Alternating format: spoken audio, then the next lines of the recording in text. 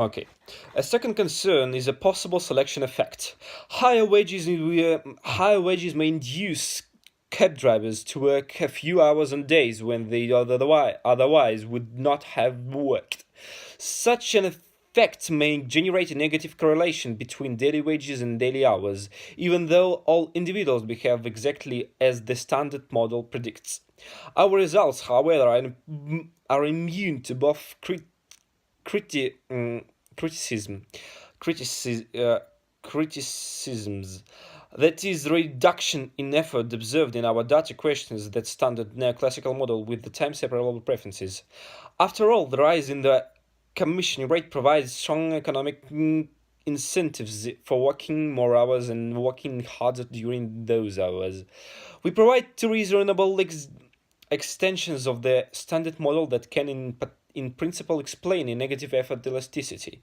In the theory part of our paper, we show that a neoclassical model in which the period's effort raises the period's marginal disability of effort is consistent with our evidence. Workers who work in more periods may rationally decide to reduce effort per period. We also show that a rational choice model with reference dependent preferences exhibiting loss aversion around the reference point is also able to explain the evidence. The intuition behind this model is that workers with loss averse preferences have a daily reference income level. Daily incomes below the reference level are experienced as a loss, and the marginal utility of income is large in the loss domain. In contrast, the marginal utility of income at the above the reference level decreases discountlessly to a lower level. Workers who temporarily earn higher wages are more likely to exceed the reference income level, hence reducing their marginal utility of income and ultimately inducing them to provide less effort per shift.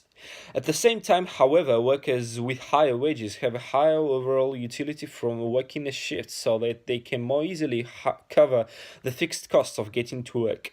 Hence, they are likely to work more shifts. There are thus two competing theories which are consistent with the facts.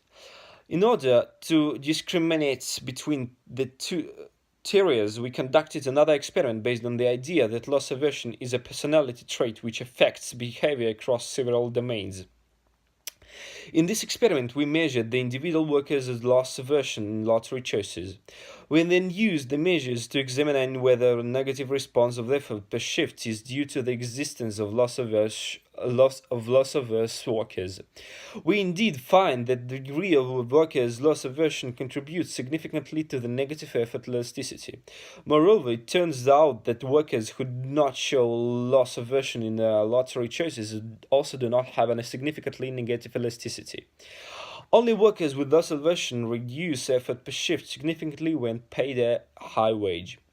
Thus, the result of our second experiment favors the model with reference-dependent preferences over the neoclassical model with disutility spillovers across periods.